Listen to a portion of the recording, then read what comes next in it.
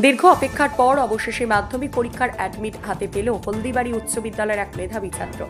খবরের শিরোনামে উঠে এসেছিল হলদিবাড়ি উচ্চ বিদ্যালয়ের এক ছাত্র, কারণ এবছর সে পরীক্ষা দেবে মাধ্যমিক, কিন্তু কোনো অজ্ঞাত কারণে তার হাতে পৌঁছায়নি অ্যাডমিট কার্ড। তাই পরীক্ষা দেওয়ার অনিশ্চয়তার মুখে পড়তে হয়েছিল তাকে।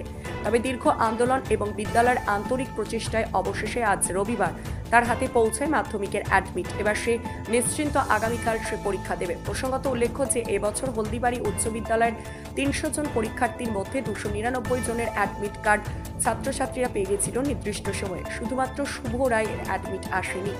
এদিকে এক মেধাবী ছাত্র অ্যাডমিট না পাওয়ার ক্ষোভে ফেটে পড়েছে হলদিবাড়ির শিক্ষা অনুরাগী সহ বিভিন্ন মহল। জানা যায় এবছর অনলাইন হওয়ার জন্য কোচবিহার জেলায় মোট ১৩ জন মাধ্যমিকের অ্যাডমিট পায়নি। এই নিয়ে হাইকোর্ট পর্যন্ত গড়ায় বিষয়টি। শেষে হাইকোর্টের নির্দেশে পোর্টাল খুলে দেওয়া হয়। যারা অ্যাডমিট পায়নি তারা আবেদন করতে পারে এই পোর্টালে। তবে এর জন্য স্কুল কর্তৃপক্ষকে ফাইন ভরতে হবে বলে জানায় মধ্যশিক্ষা পর্ষদ। রবিবার সকালে দার্জিলিং মেলে করে অ্যাডমিট এসে পৌঁছায় হলদিবাড়ি হাই স্কুলে। তারপর সকাল 11:30 নাগাদ শুভ রায়ের হাতে অ্যাডমিট তুলে দেয় স্কুল কর্তৃপক্ষ। অ্যাডমিট হাতে পেয়ে খুশি ওই ছাত্র সহ তার বাবা মা, স্কুল কর্তৃপক্ষ সহ তার শুভাকাঙ্ক্ষীরা। স্যার, বললাম আজকে এই যে শুভ রায় অ্যাডমিট পেল, কি বলবেন এই বিষয়ে? না, এটা সত্যি আনন্দের বিষয়।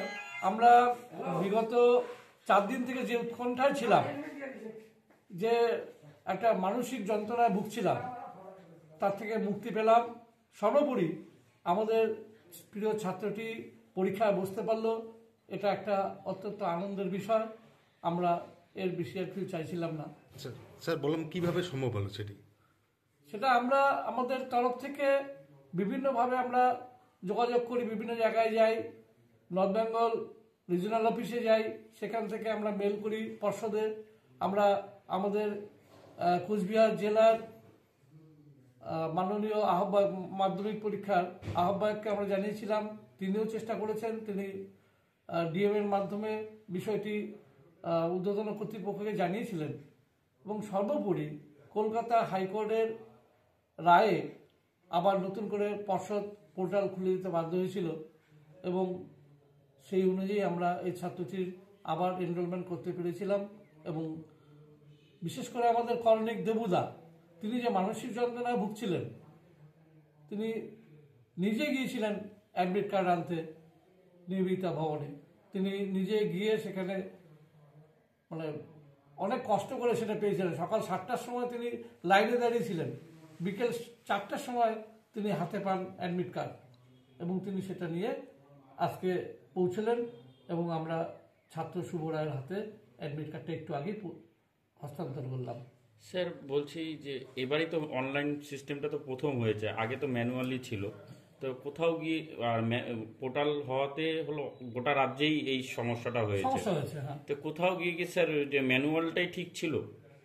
না, এই কথা বলবো না, কারণ বিজ্ঞানের অগ্রগতির সঙ্গে সঙ্গে আমাদের পরীক্ষা ব্যবস্থারও অগ্রগতি দরকার।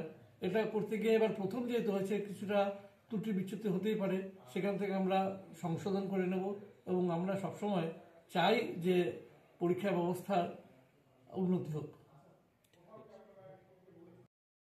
আপনি কি বাইক বা স্কুটার কেনার কথা ভাবছেন? তাহলে এখনই চলে আসুন দিনহাটা ইয়ামাহা অটো সেন্টারে এবং নিজ হাতে পছন্দ করে নিয়ে যান আপনার স্বপ্নের বাইক বা স্কুটার। আমাদের এখানে রয়েছে বিভিন্ন মডেলের বাইক ও স্কুটারের বিশাল সমাহার। রয়েছে স্বল্প ডাউন পেমেন্ট, ন্যূনতম ডকুমেন্টস ও সহজ ইএমআই এর সুবিধা। এছাড়াও রয়েছে যে কোনো কোম্পানির পুরনো গাড়ি এক্সচেঞ্জের সুবিধা।